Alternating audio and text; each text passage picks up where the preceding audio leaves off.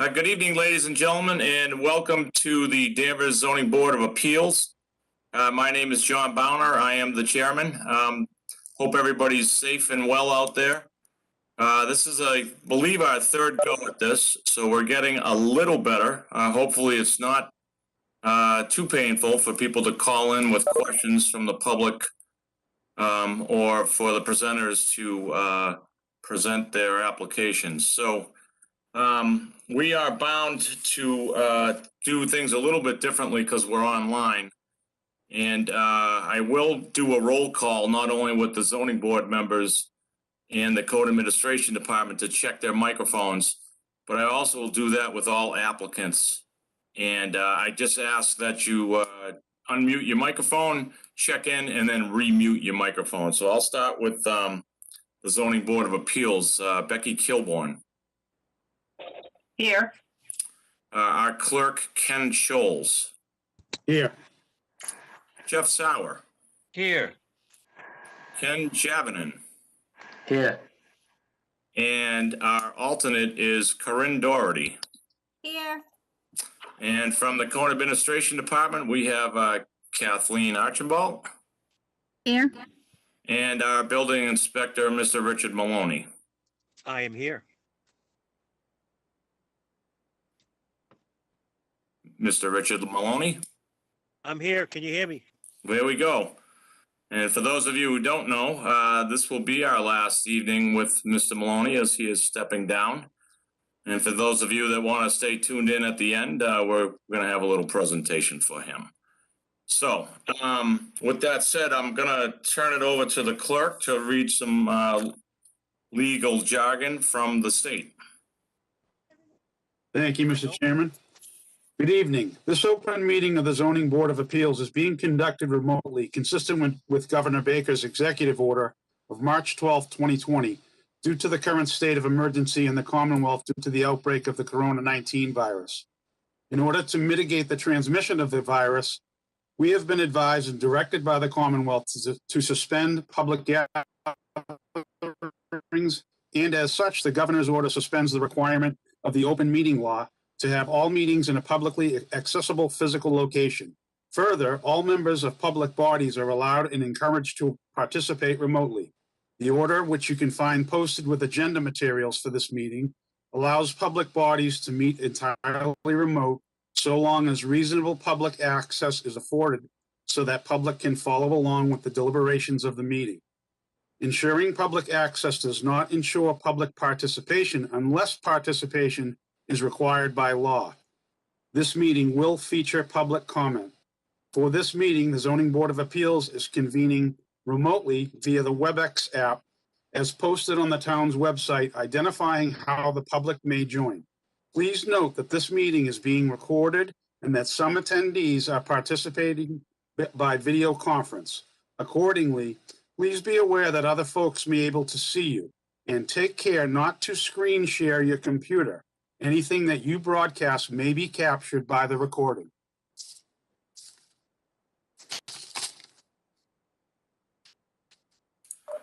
Thank you, Mr. Clerk. I will now talk to all our applicants.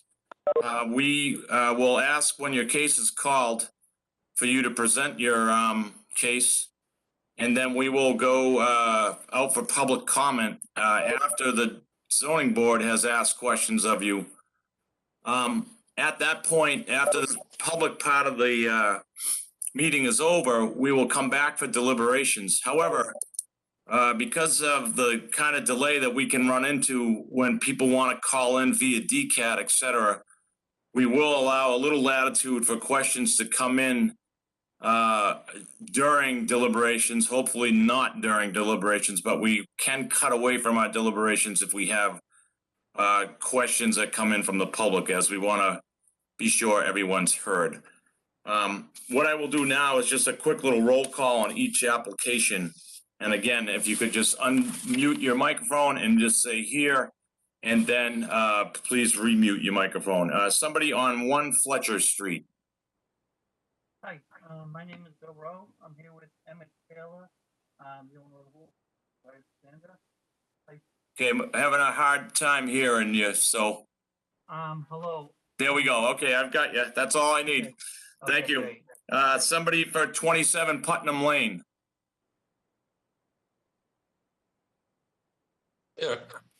I'm here, Bill Nolan, Savoy Nolan Architects, representing the owner is Michael Sorrentino. Thank you, Bill.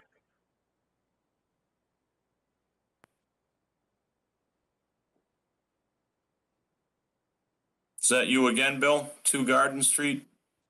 Yes, I'm also representing Eddie Pilar of 290, 2 Garden Street, sorry. Very good, thank you. Okay, so in any public comment, we'll ask you to unmute and ask your questions at the time. Zoning board members, we were in receipt of minutes from our last meeting. If I could get a motion to accept those minutes. So moved. I have a motion from Becky Kilborn and second from Ken Scholes. I will go for a roll call vote. All in favor? Becky? Yes. Ken Scholes? Yes. Jeff Sauer? Yes. Ken Jarvinen? Yes. Corinne Doherty? Yes. And John Bowner, the chair, is also a yes. Okay, I believe that is all the legal and prep work. And we will go on to our first continued case, Mr. Clerk. Thank you, Mr. Chairman.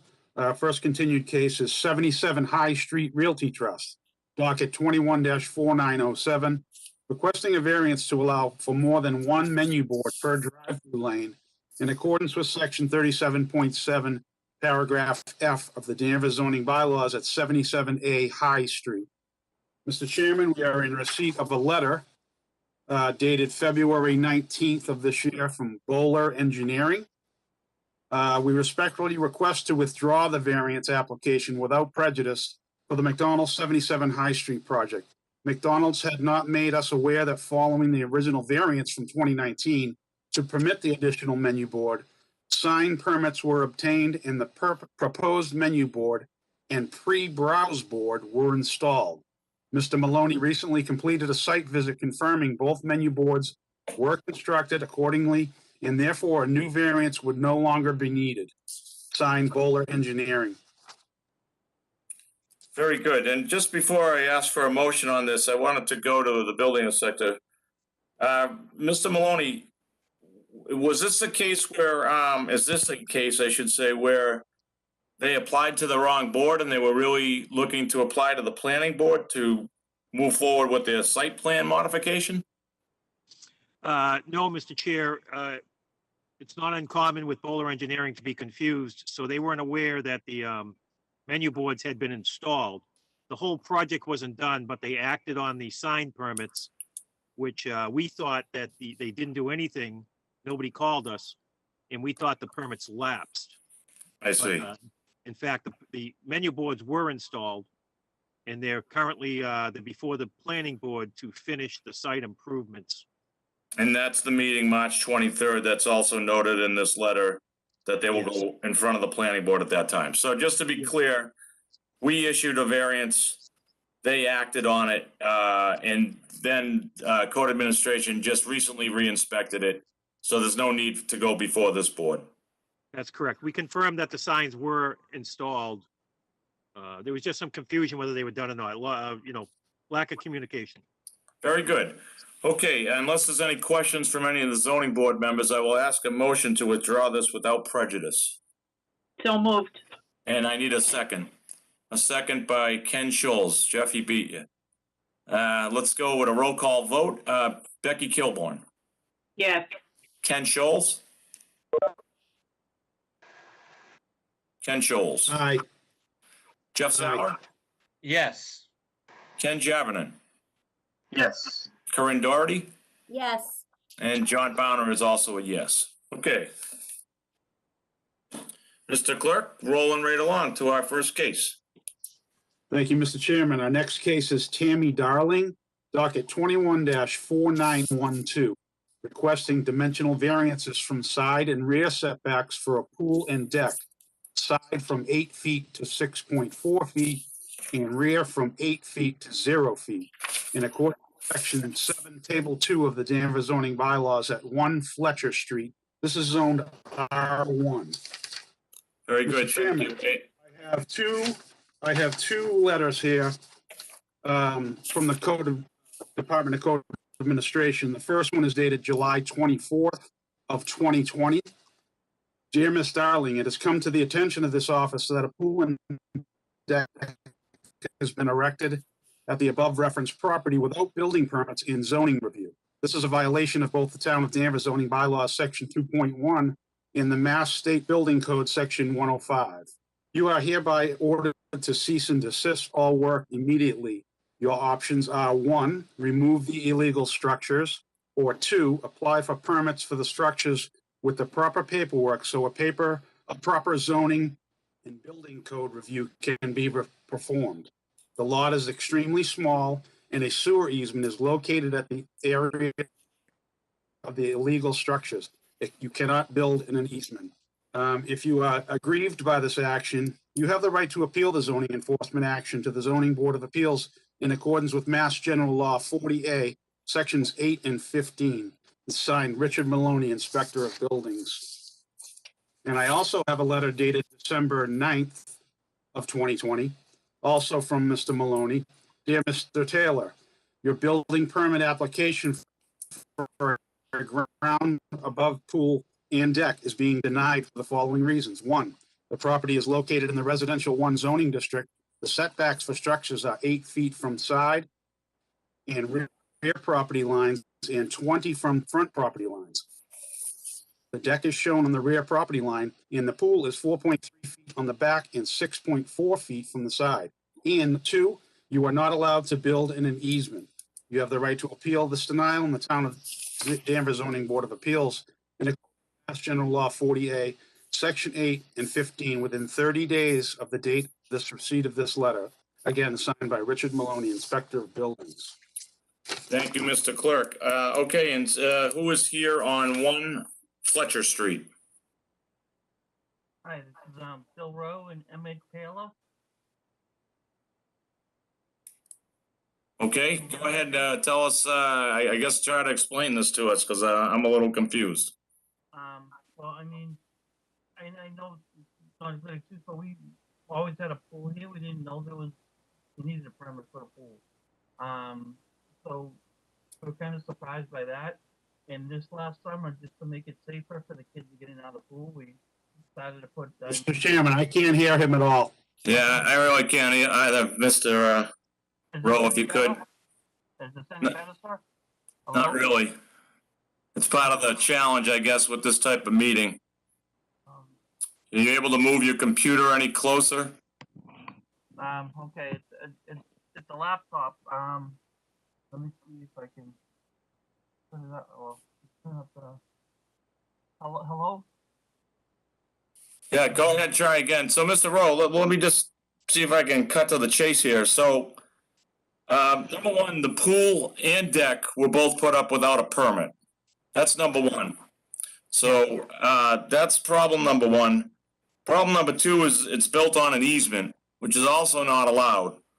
I'm not sure how or why. Are you telling me the pool was built prior to your purchase of the property? And I don't understand, because you're Bill Rowe, and we have application here from Tammy Darling.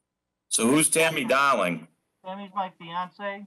And there was a friend who passed away, and she's with the family right now. I actually filled out the paperwork with her, and Emmett's the old co-owner of the home. Okay. Yeah, it was actually like a joint effort filling out the permits and whatnot. No, it's an above ground pool, sir, and it was again just to go on. We didn't know there was a reason. We didn't know there was a permit required. The deck, it was a platform that we had tried to put up to make it safer for the kids instead of just a ladder. Yeah, well, okay, I get that part, but so I'm assuming you understand through the letters from the Town of Danvers is that a permit was required, yes? Yes, we understand. Okay, that let me now. just stop there. So a permit was required to put up the pool and to put up the deck. I understand you put it up for safety reasons. Part of the permitting process and why permits have to be pulled is it gives the town a chance to come out to your property, and they would have pointed out the easement issue and told you what your options were at that point, prior to the pool or deck being installed, and that you would have had to come in front of this board for relief. So I think that's kind of where it's at right now. I'm gonna turn it over to the zoning board to ask questions of you, but if you have anything else you'd like to present, I understand why the deck's up. When was the pool put in? Last year, it was 2020. no, 2019, sir. Okay, we're in 21 now, so I know No, I know. time's slow with Corona, but that is out 2 years ago. So in 2019, the pool was put in without a permit, and it sounds like you added a deck to it last year, or was the deck put in at the same time as the pool? No, we added the deck last year. Very good. Do you have anything else you'd like to present to us before I turn it over to the board? Well, when we had talked to my brother-in-law about it, and he had mentioned that there were other similar cases where it's not it was a temporary structure, was built on an easement, and that I'm sorry, we don't really know a whole lot about Yeah, that. no, I understand that. We're trying to work with you here. No, thank you. Thank you. If there's other cases, we're not aware of them. Okay. But I'm not discrediting what you're saying, but we would need specifics. If you know somebody built something on an easement, say in a butter or something, we would need to know that. But again, you're here asking this board basically for relief on those things. And but I'm not the whole board, right? I'm just one person. I'm gonna turn it over to my fellow board mates here so they can ask questions of you as well. Okay. But I just want to make sure you've got everything out that you've wanted to tell us about this situation. Well, just one thing I wanted to add, if I could, is we want to do everything right. We were just unaware. We weren't trying to do anything against the law. We learned as we went along, so to speak, and now we filled out we submitted the application, and we're just trying to do the right thing. Sure. Okay. Well, let's see what we can come up with here. Let's see if we can figure this out. I'm gonna start with you, Becky Kilborn.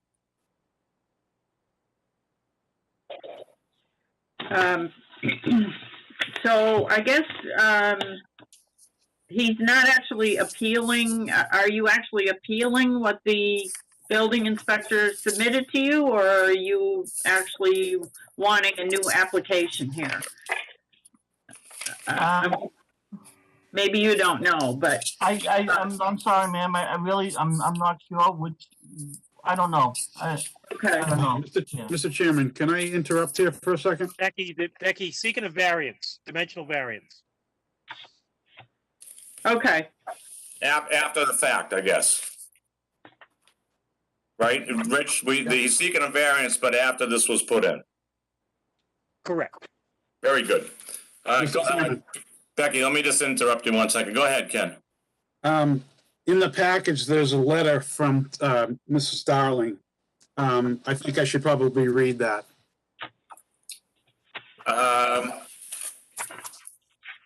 Okay, yeah, go ahead. Okay. Are you okay with that? Yeah, sure. Go ahead, read that letter, and then we'll go back Dear to Mr. Becky. Maloney, in reference to building application R-20-34025, we are appealing the decision as per your letter dated 12/9/20 and seeking a variance for the sewer easement and to the side and rear setbacks based on the following. Section 9.1 of the zoning bylaw grants us the right to certain accessory uses. However, we have an unusual lot with a sewer easement running through it. The sewer easement is positioned in a way that it makes it impossible to build without encountering the zoning setbacks. This ultimately has created an unnecessary burden. Additionally, the sewer easement was not listed on the town assessment database. Finally, it should be noted that the structures we are building are temporary structures. So building over the sewer easement should not impact the easement and could easily be removed. much like a fence could be noted, as there are multiple fences across multiple property lines going over the sewer easement. Same for the side and rear setbacks. This is signed Tracy Darling. Okay, very good. Thank you, Mr. Has no Clerk. date on it, no date, so I don't know when it was put in. There's 30 days to appeal, but I don't know what date this is. Yeah. Okay, well, let's go through with questions and we'll go back to you, Becky. Okay, so I'm looking at the plot plan, and I don't see the sewer easement on here. Am I missing something? It's on there. Becky. Oh, that 20-foot wide, that whole back 20 feet Yep, is yep. sewer easement? Okay. Yeah. It's actually to the left side of the property, not the rear. It looks like it goes across the whole back of the property to me. Well, that's if the address was Holton Street, but the address is Fletcher Street, so the front is actually on Fletcher Street. Okay, And all right. So the whole left side of the property for 20 feet, right? correct. Okay. So, and the pool smack dab on top of it. Correct. Okay, I don't have any other questions. Thank you, Becky. Let's go to you, Ken Scholes. Thank you, Mr. Chairman. So that sewer easement is 20 feet wide. We know that as per the plot. Do we know the distance from the corner of the left side of the building to the edge of that sewer easement? It looks like way more than 20 feet to me. You know that, Mr. Rowe? Mr. Rowe, can you answer on that? I'm not sure. You're talking the left side of the house to the beginning of the Not sewer? sure. Yes, the back rear of the house on the left-hand side, on that corner. I'm just going to get the paperwork, but I would imagine it's kind of from the back corner of the house with that easement with the, I would imagine it's about 20 feet or so. And again, I'm It's more than guessing. that. Gotta be more than that, but anyways. And the pool is how big around? 18 feet, correct? That's correct. Okay, I have no further questions. Thank you. Thank you, Ken. Jeff Sauer.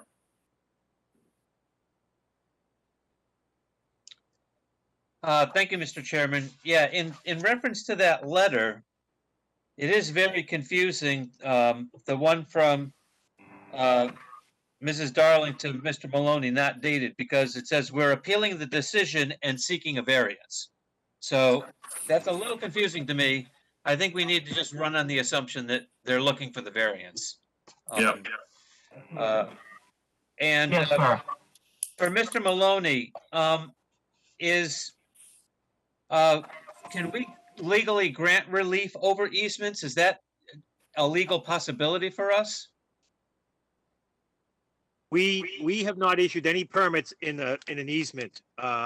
We don't need a permit for a fence, so what people do with their fences doesn't matter to us, but we have never issued a permit for something in an easement. We don't control the easement. So I guess they would have to find out what the easement's for and who has rights to it, and if they want to erase the easement, that's a whole nother issue. But do we have the legal authority to issue a variance over an easement? I guess is the question. No, I don't think so. We can find out if you want to. We can find out and ask town council if you'd like. But you think the answer is no, that we can't grant this variance? I'll tell you, I've been here 22 years. We have not issued any permits for structures in an easement. Okay, thank you very much. I have no further questions, Mr. Chairman. But he'll have an opportunity. Yeah. Mr. Wells, I see you with your hand up. We'll go out to the public after the zoning board is done with questions. Thank you. Over to you, Ken Jarvinen. I have no questions. Thank you, Ken. Corinne Doherty. I only have comments. I don't have any questions. Very good. So my question to you, Mr. Rowe, is, I'd like to kind of summarize things here and make sure I have this clear in my head. The pool was put in 2019 without a permit. So what I'm stating is facts. So if If I have something wrong in my timeline, please clarify. So from what I understand, the pool was installed in 2019 without a permit. And then additionally, a deck was also installed in 2020, also without a permit. And just so you're clear, permits would never have been able to be issued by the building inspector without first coming to this board seeking variances. I think from what I just heard, we don't have the legal right to grant a variance over an easement, and that is kind of what I understand at this point. So I guess my question to you is, could the pool have been installed closer to your home and not over the easement?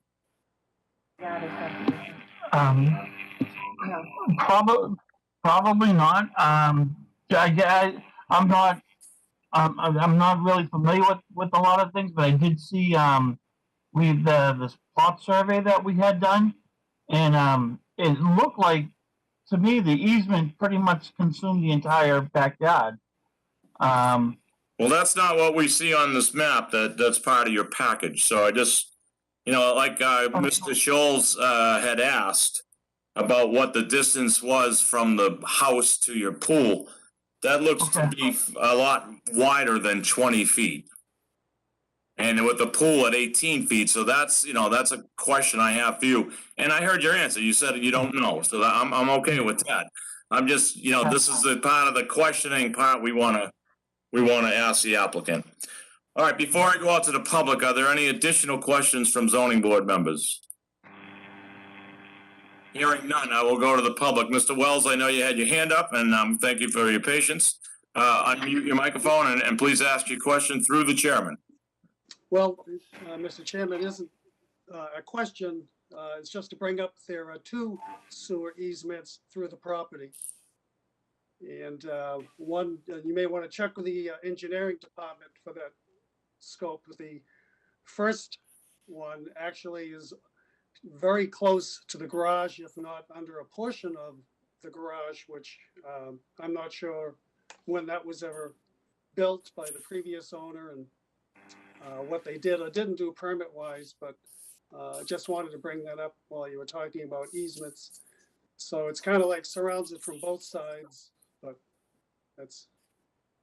And I'm sorry, Mr. Wells, can you tell us your address? Are you a direct abutter? Yes, 57, right next door, 57 Holton. 57 Holton. Okay, thank you.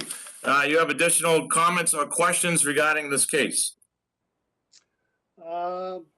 No, just if they did a pool, obviously have, whether it's been checked out by the electric permit, which endangers the safety of anybody and everyone around that pool. And that's just a question for the permitting, I guess, or the building department, because I know it would require dig safe as well, and possible questions from the engineering department before you could even start. Yeah, well, I think as we've noted, this pool was put in illegally along with the deck, so no permits were pulled, therefore no inspections. So if this board grants relief, it would have to go that route and get its inspections properly done. Okay, thank you. Any other questions from the public on this is 1 Fletcher Street? I don't hear any. Mr. Maloney, have we had anything come in through DCAT? No questions. No questions. Okay. Mr. Duggan, did I mute Mr. you Duggan. prematurely? Unmute yourself and you can go right ahead. All right, thank you, Mr. Chairman. Matthew Duggan, Town Meeting Member, Precinct 1. Questions and comments pertaining to this, I'm not sure what you'd call it, an application, a hearing, or whatever. But first, this structure, this is a 1-family or a 2-family? I believe the application notes it as a 2-family. Okay, Which, I'll stop you there for 1 second. Mr. Maloney, is this a legal two-family? That is a legal two-family, correct? Very good. There you go, Mr. Duggan. There's your info on that. okay. And the current owner, when did they purchase this property? Sorry, we lost you. When did the current owner purchase this property? What year? It looks like 2012. Yes, November 2012. Okay. And at that time, the owner didn't know about the easement that should have been recorded on the deed? Seems strange that you would miss something as important as that. But that, be that as it may, it's not really important. So I'm looking at Google Earth from June of 2015, and I see a pool there at the front of the property, in the corner at the fence next to the driveway. And then that pad for that pool, the following year or two, the pool wasn't there. It looks like one of those inflatable ones. Yes. The pad was still there for several years, up through 2018, and then I see on 2019, the pool, another pool suddenly appeared. I don't get a good look at it because of the trees. But when I just heard a comment saying that the pool couldn't be relocated within that side yard, there was already a pool at the front, so that's a possible solution if that would not be encroaching on the easement, is to move the pool and put it back out close to the street. So for me, that's kind of probably the best case scenario, because it's obvious that it can't stay where it is. And then I just want to point out that a zero setback, you know, that's why we have zoning laws, bylaws, is to prevent these zero setbacks. I see them in my neighborhood from years ago, and that's why we have these laws, to prevent that. People don't like that. The voters of Danvers, through their duly elected representatives at town meeting, they said, we don't want these types of projects built right on the property line. It's just, you know, it's not allowed by right. And then also, I just want to point out, at the other end of the lot, on the corner of Mr. Wells' property there and the sidewalk on Hobart, there's or Holton, there's a shed there that's right there in the corner on the property line. So that's another illegality on this property. So that shed was not present, and again, from Google Earth, on May of 2016, that shed did not exist at that location. But on April 2017, there's suddenly a shed there. So that is another illegality that should be addressed. It seems like there should be some enforcement on this property. And just one last comment. This is one of these situations that we see where, you know, ask permission or beg forgiveness. And so this beg forgiveness thing, that doesn't really fly. So I really think that, you know, there's some enforcement action that's required here. That's all I have. Thank you, Mr. Chairman. Very good. Thank you, Mr. Duggan. Mr. Chairman, I'm sorry, Mr. Building Inspector Richard Maloney, am I correct to assume that the shed was not permitted, especially since it's so close to the property line? I would assume it would have had to go before this board to encroach the 5-foot setback. That's correct. It's not more than the 5-foot setback. That the sheds have to meet the front setback. So that's a front setback on Holton Street. Even on plastic sheds? They would, they'd have to be, so that would have to be at 8 feet, Rich? 20. 20, but this address is Fletcher Street. They still have to meet it because it's 2 streets or a corner lot. Corner lot. We have two, here they have 2 frontages. Yes. Very good. Understood. Okay, any other comments from the public? Hearing none, and I think Mr. Maloney said nothing came in through DCAT. I will go back to the board for deliberations and ask that we're not interrupted. Becky Kilborn, we'll start with you. Okay, so it appears that we don't even have the authority to grant this, because it would be approving a pool and a deck that are over a sewer easement. So just from that information alone, I would say we can't even approve this. And it does appear that there's enough yard space where that pool could be moved in closer to the house and get it within the setbacks and also off the sewer easement. So my suggestion would be that the pool be moved and the proper permits be pulled with the building inspector. But that in terms of this specific variance that I would say we could not approve it, I would not approve it. And I would also say that the property should be in compliance if we were to approve anything or any building permits were issued, which the shed is not legal at this point. So I would say no, I would not approve this. Very good. Thank you, Becky.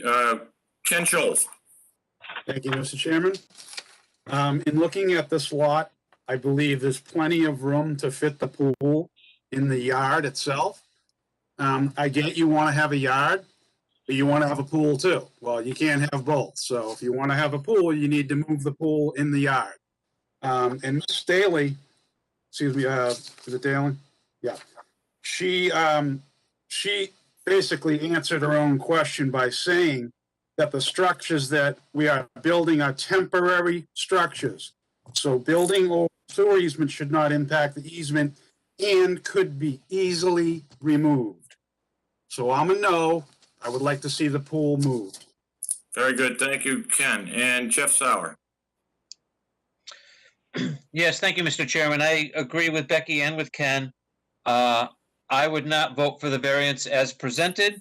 As Ken mentioned, I think he could move the pool and not need relief. I think he could get 8 feet off the back and he could get 8 feet off the side and he could get 20 feet off of the front on Fletcher and he wouldn't even need to come to this board.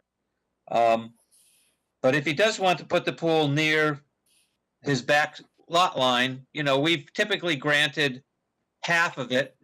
You know, if he put it 4 feet off the line or 6 feet off the line, I would entertain a variance for something like that, as long as he cleaned up where the shed position was. But as it stands, I will not vote for it in its present application. Thank you, Jeff. Ken Jarvinen. Yeah, I agree with the rest of the board. I wouldn't vote for anything that's on an easement. I don't even think we can, but as far as that's a deeded easement, we can't. So I guess I just answered my question. We can't. Yeah, so I would not vote for that. And be careful about the deck too, because you have the deck there, so don't put it against the fence again. I don't think that would work too well. Like Mr. Sauer said, we should at least try to have half of that back setback. But then again, you have to come before the board again to get a variance for that. So 8 feet, if you want to do less than that, then you have to come before the board. So I'm a no. And good luck with everything. I hope you guys can, you know, move it to a good spot in the yard. Thank you. Thank you, Ken. And Corinne. I agree with my colleagues. I don't believe we have the ability to even grant this, even if we wanted to, based on the easement. I also agree. I think the pool can be moved to somewhere else on the property. And I agree with Mr. Duggan and some of the other commenters that building the deck on the lot line is not only is it illegal, it's not very neighborly. And, you know, if you do find a spot to put it, I would try to make sure that the deck was 8 feet away. But at the very least, at least 5 feet on the deck is something I would never vote for. So, Thank you, Corinne. So, thank you. So, Mr. Rowe, I'll give you my comments as well. And they do echo the rest of the board. And I want to clarify a few things with you. So, you know, the pool does look to me like it could be in another location on your lot. And just to clarify Mr. Scholes' comments, you can have a yard and a pool, but on your particular lot, you do have an easement, and that was part of your deed when you purchased this home. So it was a known fact that you have an easement on the property. that you couldn't build on. So, you know, it's an unfortunate situation for you, but that's the lot you purchased, not us. So, and you know, when you look at that other shed, which is also not there legally, you know, we're kind of 0 for 2 here. So, my advice to you is that you ask for a continuance to either look at moving the pool, and as some of my colleagues have indicated, if this shed and pool, along with the deck, are moved where they don't encroach any of the setbacks, you don't have to come back before this board. But if you're looking for relief from this board, from our town bylaws, you're going to have to give us an updated drawing that says where you want to move the pool to, and have to know the exact setbacks, and obviously be out of the 20-foot sewer easement that exists on your property. So with that said, you can ask for a continuance and come back with an updated drawing, or you can just withdraw your request in general here, but then the pool would have to come down and the shed. So what would you like to do? Yeah, thank you. We'd like to withdraw, and we'll just try and make it right with the town. Okay. There's one So, thing you we'd know, like if to that's add. the case, then, you know, the town will look for you to pull permits for both the shed and the pool, and then comply with the setbacks. And that will be done strictly through the building inspector. And I just want to go, just before you finish, Mr. Rowe, Mr. Maloney, do we have that correct? If he comes with permit requests and these things all meet setbacks, is it okay for him to then withdraw this application? Mr. Chair, it's a very small lot with 2 frontages. I would recommend that he leave the case open, and we can work with him to see, you know, he still may need relief to put either the shed or the pool in of some level. Okay, that makes sense. So I would just, recommend clearly maybe, you know, leave it open, extend it out for a month or so, and see if we can help him out. okay, Mr. Rose, that makes sense. So you can work with the building department. They will look at the lot with you and see if we can't come up with a happy medium here where the shed could move to and where the pool could move to. And then we can do this all legal. You'd probably come back before this board, I'm assuming, with an updated drawing on where those 2 items are gonna land. We would very much appreciate that. Thank you very much. Okay, so we're gonna give you a little time. I know our March 15th meeting's definitely booked up. Do you think March 29th is enough time? If not, the next one after that is April 12th. April 12th, if that's not a problem, that'll give us some time to do. Very good. Okay, so if I could get a motion from the board to continue this case to April 12th. So moved. And I need a second. Second by Jeff Soward. Sorry, Ken, Jeff beat you. Roll call vote, please. Becky? Yes. Ken Scholes? Aye. Jeff Sauer? Yes. Ken Jarvinen? Yes. Corinne Doherty? Yes. And John Bowner is a yes. Okay, Mr. Rowe, thank you, and I hope this clears it up for you, and we'll see you on April 12th. Thank you very much, everybody, for your time. Thank you. Thank you. Good luck. Thanks.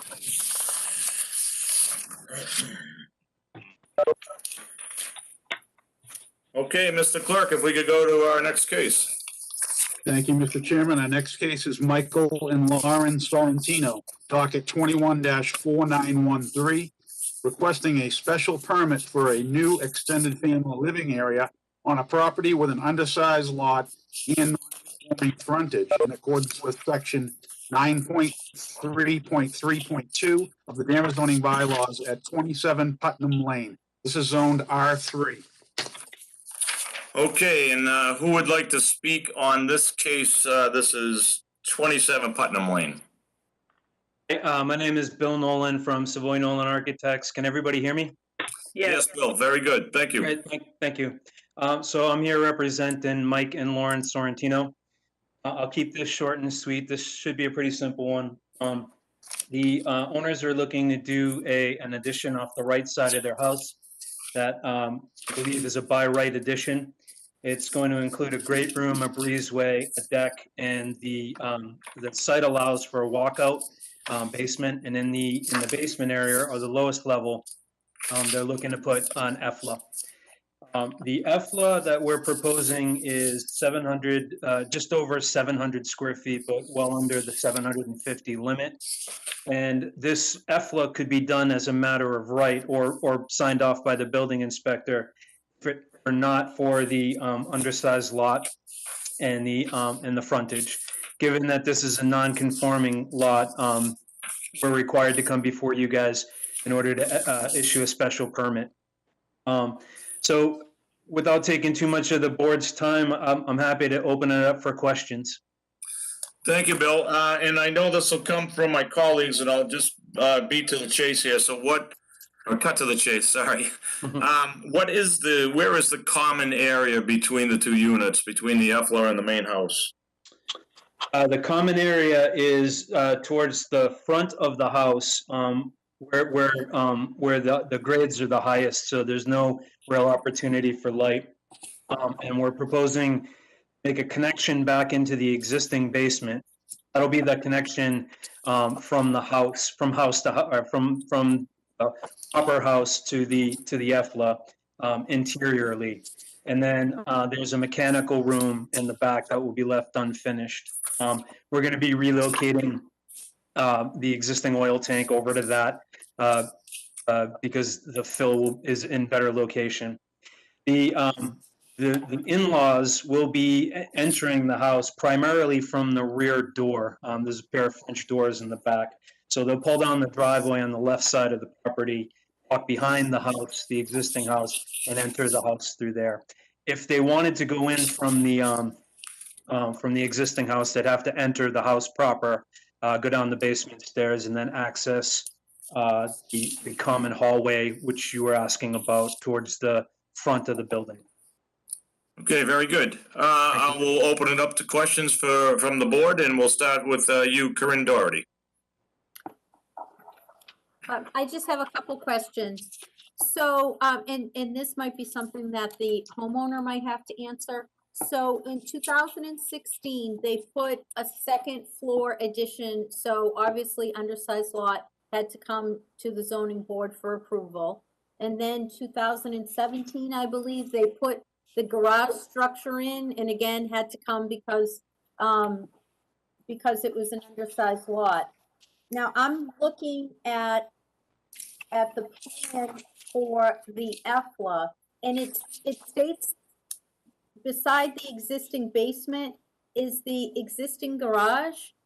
I thought the garage was in that other structure that's off to the left when I went up to see the property. Is there another like garage bay that's part of the house? Yeah, the existing house has a single garage bay. It's extremely small. I don't believe it's used as an actual garage. You couldn't put anything substantial into it. If you had a mini, maybe it would fit. It's typical of an older home, and it's a garage under, but there is a single car garage existing in the house. Okay. Okay, I was trying to figure out how all of it fit together. And when I saw the garage, I said, I don't think it's going to swing out that way. So, so that was my only question. Thank you. Thank you, Corinne. Ken Jarvinen. Hi. All right. So, is there a doorway? So you said the in-laws will have to go around the back, and then they're going to go around the back and go in the back door, or they have to go in through the you call it house, the proper entrance, the main entrance in the front. There. So there is no stair in the addition. There's no stairway down in the new addition that we're doing. I apologize. My dog is hacking. I'm sorry. So is there a front door that enters the common, the shared hallway? No, there's actually the building inspector brought this up when I went down to run the project by him. because we can't have two front doors, or we can't have a front door entering into the, and I don't know if this is where you're going with it. Yeah. The breezeway door is just a connection through to the deck. The existing house prior to this, well, how it currently exists is the main front door, and then there's a side door that leads into the kitchen. The breezeway portion of the proposed addition that we're building. That's what I'm Again, talking about, right? Right, yeah. This door kind of enters into that kitchen, or you could go straight through it and into the new deck. There's no staircase, no new staircase leading down to the EFLA. So the only two ways in and out of the EFLA apartment are what is probably be the most common entrance is the back door, the glass door, or through the existing basement stairs, which is inside the existing house. I'm calling it the proper house for lack of a better term, but it's the existing house, the existing basement stairway. Okay, thank you. I have no other questions. Thank you. We'll go over to you, Jeff Sauer.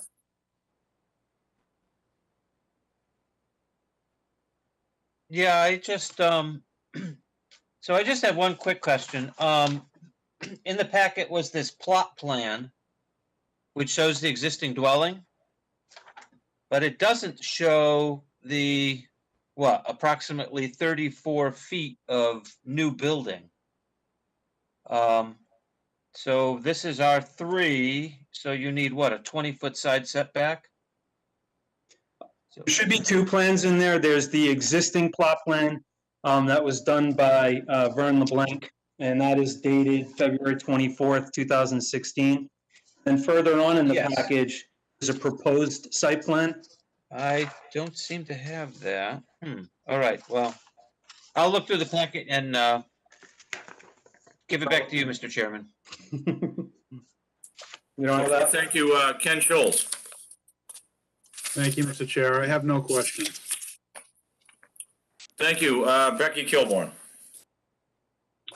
Bill, so really the reason you're here is because it's R3, which requires 30,000 square feet, and this property has 18,000 square feet.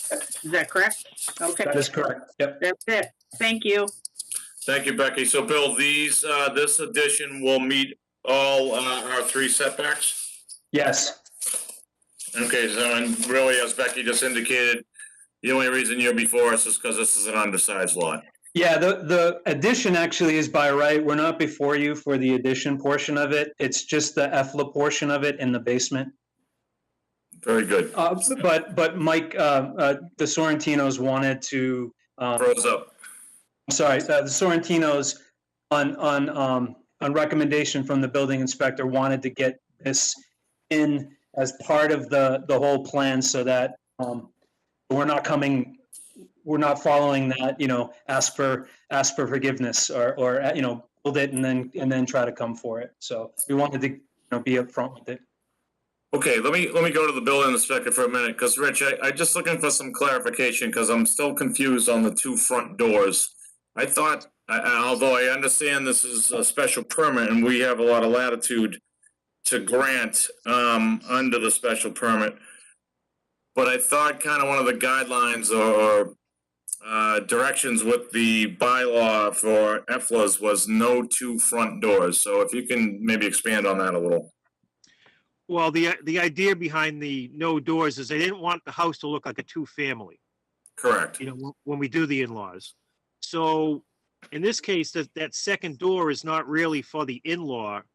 The in-law is below and their entry is below. So like you said, I could give them a permit for this addition, just like it's drawn out with an unfinished basement. They did, let us know that they're going to go for an EFLA later. And I said, well, it's easy just to get this done, clean it all up at the beginning. So that's why. So that door really has nothing to do with the in-law apartment. So because that door has no connection to the EFLA, it's not considered part of the EFLA. Correct. And if you look at it, it doesn't look like a two-family in the street elevation. Right. And I will tell you, I just did an EFLA by right on Bayberry Road. And it's a garage addition with an in-law up above. and you step into a common hallway and you can go into the garage, you can go into the house, you can go up the stairs to the in-law. And I issued that permit by right, using my discretion, because when you look at the elevation from the street, it does not look like a two-family. It looks like a house with a breezeway and a garage connected. Very good. Okay, I got you. It's more or less common sense, and what does it look like to you from the street? Okay, I see. All right, any other additional questions from the zoning board?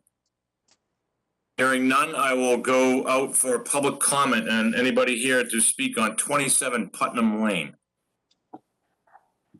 Mr. Duggan, go right ahead. Thank you, Mr. Chairman.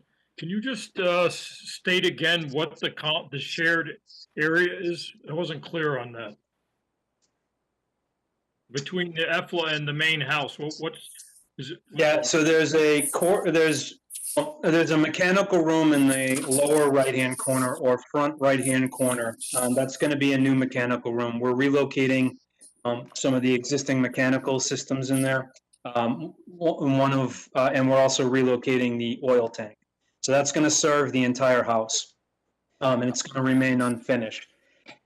In order to get from the basement, the existing basement, to that mechanical room, there's a corridor that runs pretty much the full length of the addition, the proposed addition. We're also providing a door from the existing basement into the EFLA back there. So that, by definition, is a shared corridor. Doesn't count against the square footage. So there'll be a shared corridor and a mechanical room back there.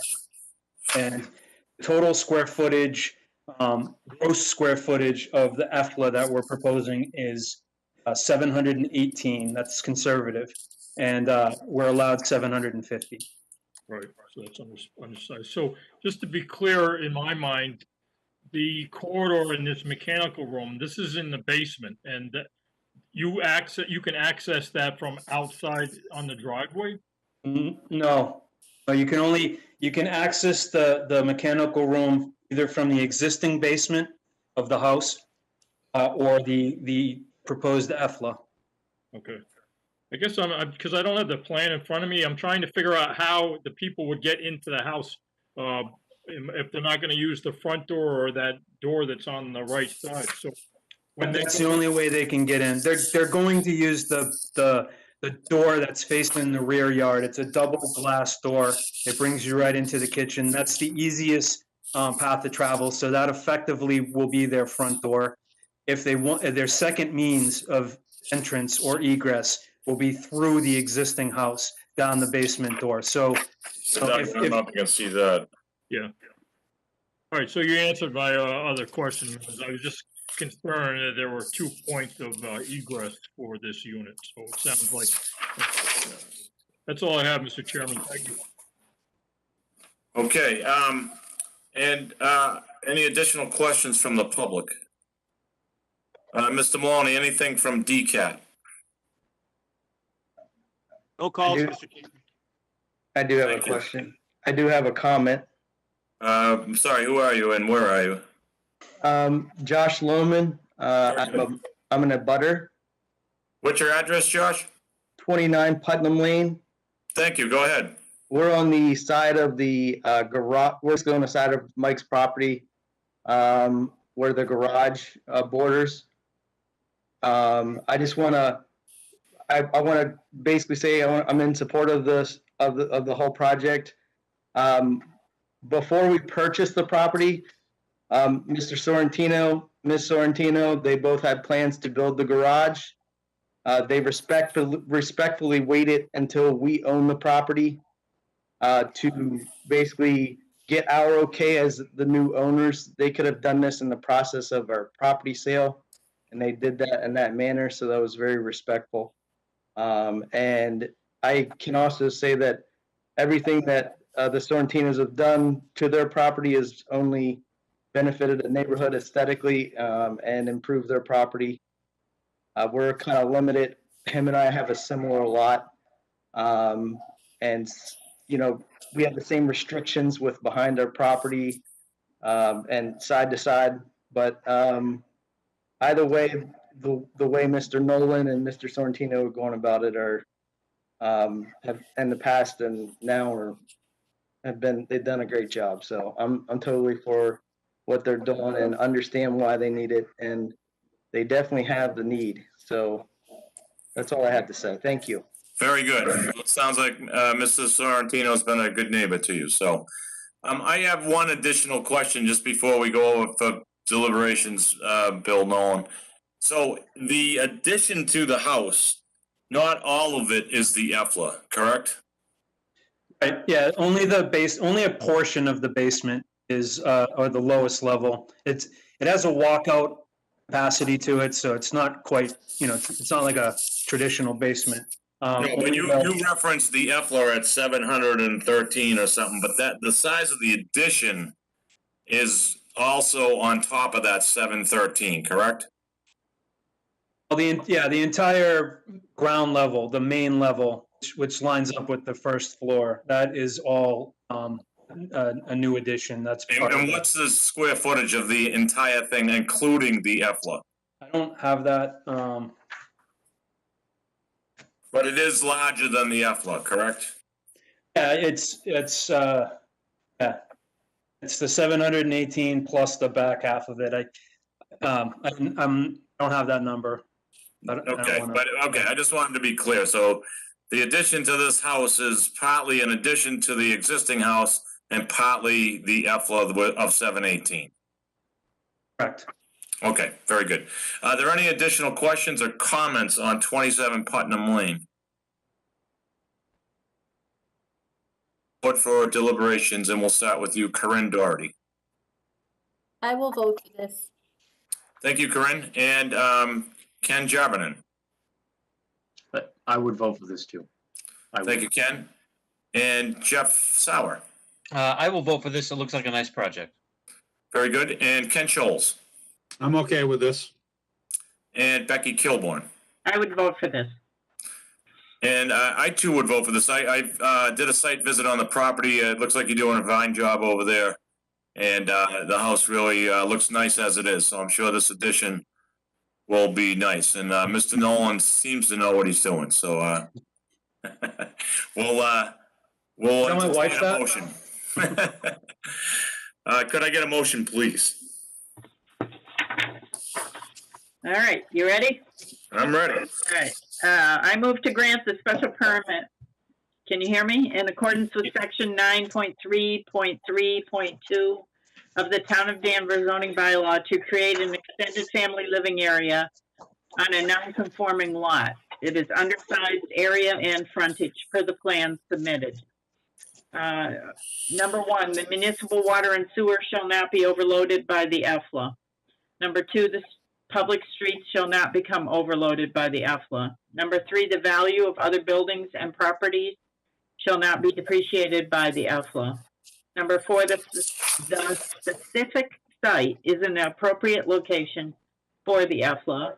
Number five, the EFLA will not adversely affect the neighborhood.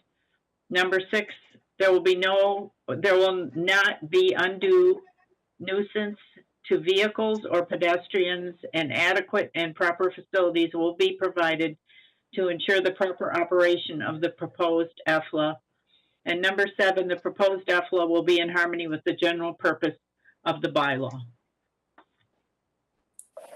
Okay, I've got a motion. I've got a second from Ken Scholes. Jeff, I don't know what a 3 is. I'm going to go with a roll call vote, and I'm going to start with Becky. Yes. And Ken Scholes. Aye. Jeff Sauer. Yes. Ken Jarvinen. Yes. Doherty. Yes. And I, John Bauer, also in favor. Good luck, and I hope the project comes out nice. And the building inspector will be in touch with you on this project. Thank you. Thank you guys for your time. Okay, moving right along. Mr. Clerk, if we could go to our final case of the evening. Mr. Chairman, final case is Vladar Pedia, docket 21-4914, requesting a finding to alter a non-conforming use and expand a non-conforming structure and a dimensional variance from side and rear setbacks in accordance with section 3.10 and 3.11 in Section 7, Table 2, the Danvers zoning bylaws at 2 Garden Street. This is zone Route 114 corridor, Zone A. Very good. And Mr. Nolan, I believe you're going to present on this as well, correct? Unfortunately, you have to listen to me for one more. All right, let it rip. Okay. So this one was a little tricky in terms of the, there's some misinformation out there as I was doing my due diligence. There are some references out there that this is R3, and I actually started to prepare my application with that, with an, no, I'm sorry, R2. And I brought it down to, and to Mr. Maloney, and he corrected me in that this is actually 114A zoning on this. It's one of those unique properties that is right on the borderline between two somewhat disparate zoning districts, so it's kind of stuck in no man's land. It is currently, it's been confirmed by Mr. Maloney that it's currently 114A, which is a commercial property. However, it's significantly undersized for a commercial property and would really be deemed unbuildable in that it needs to meet 100-foot setbacks, 50-foot side and rear, and the property is only 100-foot long. At parts of its life was a commercial project, but wasn't very successful. So currently, the way that it stands now is there's an existing single-family house to the left-hand portion of the property, and the property in question, the reason why we're before you today, is kind of this open, unused storage area that's not really suited well for commercial function. So the owners, the Pillars, are just trying to make something out of it, and would like to turn this into a 2-family, which I think would be a good use for the property and a good use for the existing space, which is now just a single-story office space or storage space that's really unused. So what we're looking to do is the owners are going to continue to live in the building, and if approved, we're looking to create another residence here. The existing house is a single story, and it's going to remain intact. We're seeking to build out an addition off of the rear, infill an existing courtyard, and go up a level to create a new unit that the current owners are going to move into and rent out the single level. We originally, I was talking with Mr. Maloney, and he thought that we might just need a finding for the use, and we would need a variance on the setbacks for the side, and thought that we might be able to get away with some of them. But, with 50 side and rear setbacks and 100-foot front setbacks, I just wanted to cover all my bases and say that we're going to need variances on kind of all fronts here. The addition we're proposing to do, if you can pull up the proposed site plan. I'm kind of at a disadvantage here. I need pictures to point that. But if you look at the proposed site plan, it shows hatched in a darker gray what we're proposing to add in terms of square footage. We're not going to go out any closer to the side setbacks, really in either of the side setbacks, but most importantly, to the closest setback, which would be on the right side of the property facing it from the street. We're going to maintain that existing side setback of it at its closest point. It's at 13.7.5. We are proposing the cantilever just the second floor out, 18 inches in order to line up with the face of the existing facade.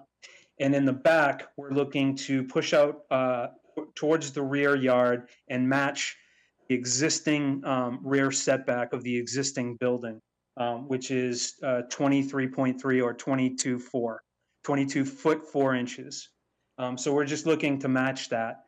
There's an existing small a courtyard that has a concrete surface on it in between this office building or storage building and the existing dwelling, and we'd be looking to infill that as well. It's a 2-story piece. The existing house is 1 story, so we're looking to add the 2 stories and have the lowest level as living area, kitchen, open concept living area and dining, and a powder room, and then a staircase up to the 2nd floor, which would contain 3 bedrooms. Sorry, we had a couple designs.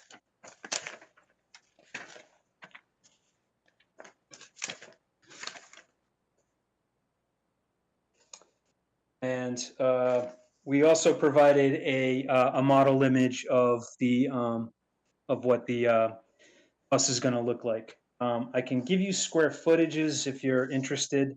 The existing house to remain is 1,256 square feet. The existing storage building is only 430 feet for a total of 1,686. That does not include the basement. What we're proposing is a footprint of 837 on the 1st floor, 870 on the 2nd floor, and that's because of the cantilever that we're proposing. So the total new would be about 1,707 square footage. The existing roof height for the single-story dwelling of the house that's going to remain is approximately 17'6" off of the grade, and that is to the top of the ridge. The proposed ridge will be at 27 feet, so roughly a 10-foot height difference in between them. So I guess without further ado, I'm happy to open it up to questions and answer. Oh, thank you. So without any, that's I guess the extent of my presentation. I'm happy to answer any questions. Okay, thanks, Mr. Nolan. We'll start down there with Becky. Okay, here we go. So I did go out there. I did get out of my car. I tried to see, is there actually a deck there on that right side of the property? Yeah, there's an existing deck. You can see it on the plot plan. And is it partially on the next property? Yeah, according to our plot plan, we were unaware of that, but the deck it appears to encroach on the existing property. There's a fence in between the 2 property lines, and I believe the deck just is built out to the fence. So it was there prior to me taking on this project, so it's an existing. Okay. So did you look at the parking for this property and the parking requirements for a 2-family? If you're saying no, I'll tell you what they are, but go ahead. No. Okay. So each dwelling unit needs 2 parking spaces, and with there being 3 bedrooms in the new unit, that actually creates the need for another parking space. So that would be 5 parking spaces. We usually like a plot plan that shows where the parking spaces are going to be for the property. Sure. I drove in there, and I know I'm not the only one that drove in there, and it's like really tight, even with just 2 parking spaces in there. So I guess that would be something that I would ask you to, we would need a parking plan. I would need a parking plan in order to approve this project, to show where you're going to get 5 parking spaces, where people can get in and out with snow, etc. The only other question I would have is that shed permitted? It looks like it's right on the lot line.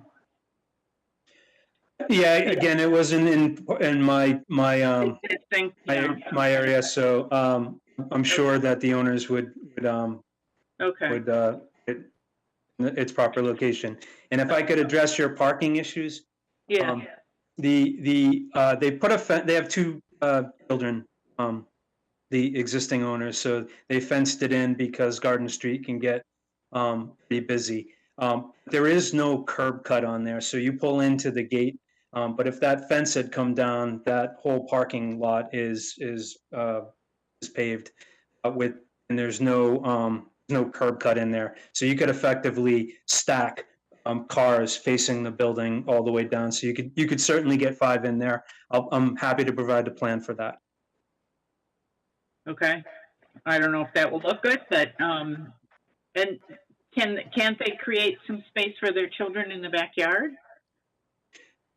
Yes, and there is space back there. I think they just wanted to make sure that they didn't wander off into the street. They're older now. The children are older now. Okay, all right. So I know other people looked at the same thing, so that's enough for me right now. Thank you. Thank you. Thank you, Becky. We'll go over to Ken Scholes. Thank you, Mr. Chairman. I also went out to the site. It's almost like the Bin Laden compound over there with the fences. I couldn't see anything. It was hard to tell what the lot looked like. I also had concerns about the parking. I think Becky addressed all those. What is the height of the building to the right, the roof line? What is that height? Off the property, I don't know. All right, You I don't know. Of the addition on the right-hand Oh, side? the addition? Sorry. Yeah. I thought you meant Second floor. at second floor. It's going to be about 27 feet. And 27 that's to the peak. That's from grade to peak. Yeah. Oh, this is a tight lot. I guess I don't have any further questions. I'll wait for comments. Thank you, Ken. Jeff Sauer. I have no questions, Mr. Chairman. Thank you. Thank you, Jeff. Ken Javinen. So you mentioned, on the back, there is a concrete pad. You said it was in a courtyard was there. So you have the existing piece jutting out. It's about 22 feet from the rear lot line, and then the proposed footprint is going to be also about that. So what is going to go in between there in that little concrete area? So the existing courtyard is actually part of the, if you're looking at the proposed site plan, is part of the L that's in between house. There's right now about a 10-foot courtyard between the office building and the existing house that has a concrete pad on it. That's what's going to be infilled. There is, coming out towards the back, we're actually creating another courtyard or a new courtyard in between two units that will remain grass. That'll be backyard. There's a bulkhead there to the existing basement, and there's an AC condenser out there. So it houses that stuff that will remain there, and the rest of it will just be lawn. Okay. Maybe a patio. Maybe a patio. All right. No further questions. Thank you. Thank you, Ken. Corinne Doherty. My only question was regarding the parking, and you've already answered it, so I don't have any other questions. Thank you. Thank you. Thank you, Corinne. Bill, so I guess I'm just looking for some clarification. The existing deck that jets out from the right-hand side that is over the property line, what's going to happen there? That's all going to get torn down? Yeah, so I talked with the owner. He goes by Eddie. It's easier to pronounce. And we're going to have to take that deck down. If this is approved, we're going to have to take this deck down in order to get a mini excavator back there and dig for a foundation. So that deck would be removed. And if we were going to put anything back, it would either have to be by the bylaw, or we'd be back to see you for that. Well, but in this case, the bylaw it's kind of confusing here, right? Because So this we is would a have to be commercial back, bylaw, yeah. right? Yeah, we're gonna have to come back. I talked with them. I think the sense is that a deck is not gonna go back there, and it would be more, if they do anything, it would be more patio. Okay. I too, like Becky and Ken, visited the site. Boy, that's a really tough street, and with the existing fencing and the opening being so tight, I found it very difficult to even pull out onto Garden Street. I'm kind of in the camp with Becky. I understand what you're saying about no curb cuts and 5 cars could fit, but it almost seems to me like you couldn't have any front fencing at all. Because I just don't see how the stacking would go, or how cars would be able to. Maybe you could talk about that a little bit. The fencing is likely gonna go away if this is approved, just to get the 2 parks in there. We had talked about, and I can talk about it, but it sounds like the board's gonna wanna see a plan on it, so, and we can, I'll provide something a little bit more formal Okay. for you guys to see, but, in our brief talk, we did talk about it. I think the proposal would be to try to create a landscape buffer between, the 2 houses heading out towards the street to give, a sense of, 2 different parking spaces. I believe there's still enough there, to get 2 on the right-hand side and 3 on the left-hand side. I'm sorry, reverse that. 2 on the left, 3 on the right. With a planting strip down the middle of it, just to give it some definition. Curb appeal. Yeah. Okay, and I see on the drawing, the proposed drawing, Unit 1, just over 1,200 square feet. And Unit 2, the proposed unit would be 1,600. So. Oh, thank you for bringing that up. I'm sorry. I ran my numbers again today in preparation for this meeting. Sorry, I have a note here and I completely forgot about it. That number is incorrect. It is 1,707. I checked my numbers. I checked my math today. This is for Unit 2? Yeah. So if you total up the two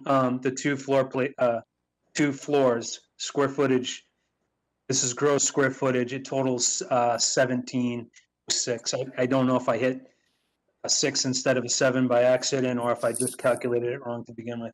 No worries, no worries. I'm just trying to get an understanding. So. Still think I know what I'm doing? Yeah. So the proposed unit's 1,700. So of that 1,700, there's an existing storage area, correct? How big is that? So how much is the actual addition? I'm not sure I understand your question. Are you asking me the difference between the proposed and existing? Yes. Yeah. So the existing is about 430 square foot. It's only a single story. It's just an open room with a small little outer room in the back. Okay, and then you have the 390 in the rear, and you're going up a floor. Yeah. Very good. Okay, I got it. Okay, any other additional questions from the board? Hearing none, and I'm assuming, Mr. Duggan, I see you're here still. So go ahead if you have some comment. All right, thank you, Mr. Chairman. Matthew Duggan, Town Meeting Member Precinct 1. Just for some clarification on this unit that's on the right there, that small unit, is that going to be demolished and it's going to be a total new build on that foundation, or is it you're just going to kind of gut it and just build on top? Ladder. Yeah, okay. But then just to echo what a few other people have commented on, it's just, the whole front of the building is all hot top. All impervious surface. So I think that fence in the front was kind of ill-conceived, or wasn't thought through, because that entire street, Garden Street, the poor people that live on that street have a difficult time getting out of their driveways, and probably also getting into them at times. I think if someone was creative, they could figure out a way to fit the 5 spaces that Ms. Kilborn mentioned, and still have enough room for some landscaping and some grassy area to make it look more like a residential property than what it looks like today, which is basically just some kind of commercial space. So hopefully, it works out. The applicant sounds like they have a good plan. So good luck to them. Thank you. Yeah, And the history- Mr. Duggan, just to clarify on that, I think the applicant did mention that they are looking to take some of that hot top up and put in some landscaping buffer and remove the fence. So I believe that's the direction they're going. Do I have that right, Mr. Nolan? Yeah, and I also wanted to point out that this was at one point a commercial property, so in some ways it's in keeping with the history of the project. I mean, that's the reason why the majority of it is paved up front, as is most of the properties that surround it. The next two properties going down the right are completely paved, almost the whole entire thing. So the owners of this property live there. And they want to maintain a somewhat residential feel. And if you see the house, you're right, it's a difficult street, it's a difficult neighborhood, but we've tried to make the best out of it. Yep. Okay, and I believe we have an additional question from Mr. Scholes. I was just waving to Mr. Maloney, sorry. Oh. Okay, very good. Speaking of Mr. Maloney, have we had any calls come in via DCAT? No calls, Mr. Chairman. Okay, and we did see you probably showing pictures of your dog to Kathleen. All right. I will close the public hearing part, and I will come back to the board for well, actually, I guess, so Mr. Nolan, I think you have enough input from the board here. I'm guessing you're going to look for a continuance to provide the board with a parking plan. Is it possible, and I should know this because I was on this board at one point, but I'm not sure, is it possible to get a vote on the finding to see if you will allow to convert this to a residential use, and then we can come back with the plans for the variances? I can include the parking for the plans for the variances. Let me go to the building inspector on that, make him earn his money tonight. Rich, how say you? No. No. Okay. How about that? That was easy. I didn't get that. Was that a no? Yeah, we want to keep it, I guess, as one package, Bill. Yeah, So, we want everything together, nice, neat package. Okay. well, so we are pretty loaded up on the 15th. I mean, Mr. Chairman, we didn't do deliberations well, I think. or comments. We did not do comments. Yeah, no, I get that, but all right, we'll go and do that, and but I do think we'll be looking for a continuance. All right, yeah, you're right, I Becky. understand that, yeah. Yep, we'll start with you, Becky. Go ahead. Okay, all right. So essentially, we're going from a commercial property to a residential property. So I think if we were to approve this, we would, in my opinion, it should look more like a residential property without all that pavement, et cetera. Becky, can I interject for a second? Sure, Yeah, so it was a mixed-use property. I understand. Yeah, Yeah, I know. the residential non-conforming, and then that has a history, and I think there's some zoning history there. It was a dry cleaners, a seamstress, Right. a convenience store. It's been a million things that never made it. So I just want to make that clear. It was a mixed use. The Right. residential portion is non-conforming.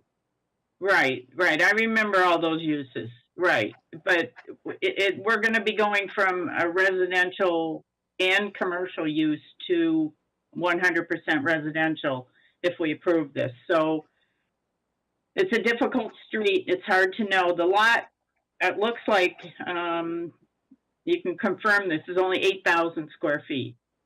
100 by 80, is that correct? Yeah, it's just under 8,000. Okay, so, in R1 zoning, we would be looking for a single-family house, 10,000 square feet, and a two-family, 15,000 square feet. So it's a lot to jam onto this 8,000 square foot lot, especially with the units being 1,200 square feet and 1,700 square feet. And I know part of the building is already there and you want to add on. So I guess from my perspective, it's a lot. I would maybe like to see the size of, I'm not against residential. I'm not against the 2-family use, but it seems like it's a lot of structure for that size lot. And I think if you removed the deck, you could possibly, to go to the parking situation, get some cars, a couple cars in the backyard and go down that side, and then open up the front and make it look a little bit more residential. So We are removing the deck. The deck is being removed. right, because you have to to do the construction. So, you know, I'm just, Yeah, and we can't put it back. okay. So it'll be gone. The deck will be gone. Okay, so what I'm saying to you is there's probably enough room for a driveway there. If you wanted to put, if we need at least 4 or 5 parking spaces and you want to clean up the front to make it look a little more residential, maybe you could tuck a couple parking spaces in the backyard. I'm not telling you what to do. I'm just telling you these are some of my thoughts. So, Sure. so I'm not against the residential use, and I'm just telling you that. Thank you. And we're going to continue, right? So, okay. Thank you, Bill. I'm set. Thank you, Becky. Ken Scholes. Thank you, Mr. Chair. I echo Becky. I'm not against the residential use. I really would like to see it, Bill, a little bit smaller because that lot is just so doggone small. And I definitely want to see a parking plan. You know that. So I'll go with the continuation. Thank you, Ken. And Jeff Sauer. Yeah, I also share the concern about the tightness of this lot. I mean, you know, in R1, we want 5,000 square feet a unit. And for new construction, we want 7,500 square feet a unit. And we're so far under that with this lot. This is not R1 though. Yeah, I know. We're not in R1. This is a All right, Bill, let us deliberate. all right. Yeah, Thank so, you. I mean, it's just a lot of building on a really small space. And my suggestion would be to reduce 3 bedrooms to 2 in one of those units, and then you don't need one of the parking spaces. And I think it would be a much better fit. But we'll wait to see what you come with next time. Thank you, Jeff. And Ken Charvinen. Thank you, Mr. Chair. I'm not against the residential use of this. And yeah, I guess we'll just see what you come back with. Thank you. Thank you, Ken. And Corinne Doherty. I agree. I like the idea actually of the residential. And I agree with Becky, though. I think I would prefer to see 2 of those spaces behind. It will kind of clean up the front a little bit. So I don't really have an issue with the size because once you put up the second story, it's no bigger than what's there already. So I don't have a problem with the size. Thank you, Corinne. And yeah, Bill, as presented, I wouldn't vote for it. I think purely on the parking, just because I experienced it firsthand just pulling into that lot on Saturday. And so I just think I would want some clear plans as how you're going to handle that. I think Becky's suggestion of possibly a driveway on that right-hand side might help alleviate it. Jeff's suggestion of 1 less bedroom could possibly alleviate the need for 5 spots. So I think you have a little bit of wiggle room. I agree with Corinne. If you're going straight up, I don't see that as a big impact. Anybody that wants to take that particular lot and try to turn it into a residence, I think's a good thing, although it's challenging, and you know that already. So as presented, I couldn't vote for it, and you don't have the votes tonight, so what would you like to do? I'd like to continue to the next available meeting. Okay, I'm going to go to Kathleen. Kathleen, I didn't count per se, but I believe we have about 8 cases on for March 15th, and 2 of them are large cases, correct? Let me just double check that with Kathy. Sorry, I was unmuting. 1, 2, 3, 4, 5, 6. Yeah, we have 6 new cases and we have 2 continued, and the 2 continued are definitely larger. Yeah. Bill, could we push you out to March 29th?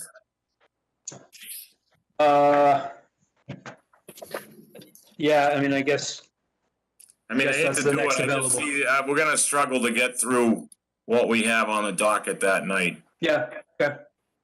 Okay, could I get a motion to continue this case to March 29th?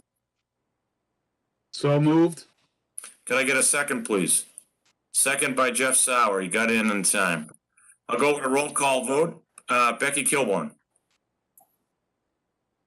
Yes, Ken Scholes, Yes. Jeff Sauer, Yes. Jarvinen, Yes. Corinne Doherty, Yes, and John Bowner is a yes. Bill, we'll see you on March 29th. If you could please have updated plans into the Code Administration Department the Tuesday prior. So Okay. it's almost a full week in advance. Probably the planning department, John. Yeah, Bill, stay tuned because there's some changes going on with that, Yeah. so. Okay. And then, without further ado, and many of you may not know this, but our building inspector, Mr. Richard Maloney, is stepping down. This is his last official meeting with us this evening. I know I echo the sentiment of the board. Rich, as an employee to the town of Danvers since 1999, a building inspector taking over for Peter Bryson back in 2006.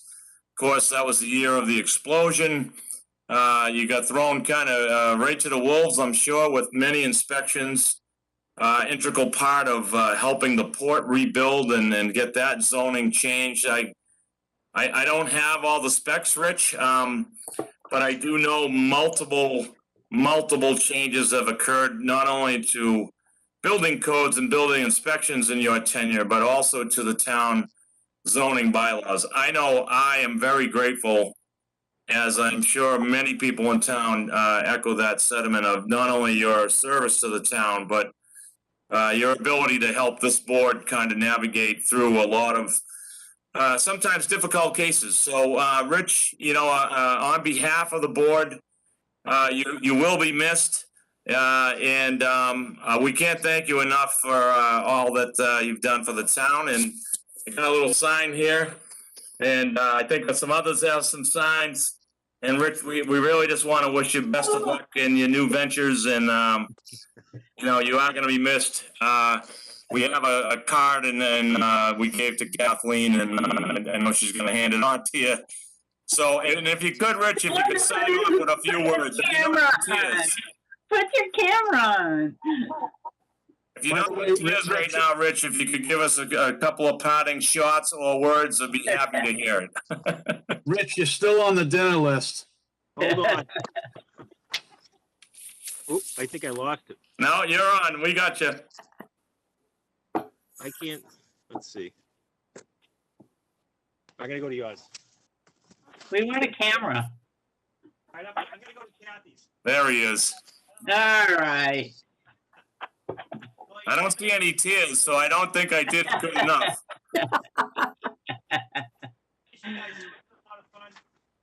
You're muted, Rich. Gotta unmute you. See, you still need Kathy, no matter what you do. You might want to take her into retirement. All right, good thing I'm leaving. I can't figure these things out. But no, thanks everybody. I appreciate it, and I want to thank you guys too for serving the town. It's been great work with everybody. A little sad to leave, but life goes on. You froze up just like that. Well, Rich, again, I know I echo the board and the town. We're very grateful for your service. I really wish you the best of luck. I know it'll be a lot of time with your lady and your dog and doing some golfing. And again, best of luck. And with that said, if I could get a motion to adjourn this evening. So moved. Thanks, I'm everybody. sure we'll see you down the road. Bye, Rich. Kathy, did you Great give to see him you. the, Thank did you. give it to him? Yeah, The she card? she Oh, got a yeah, card, okay. yeah.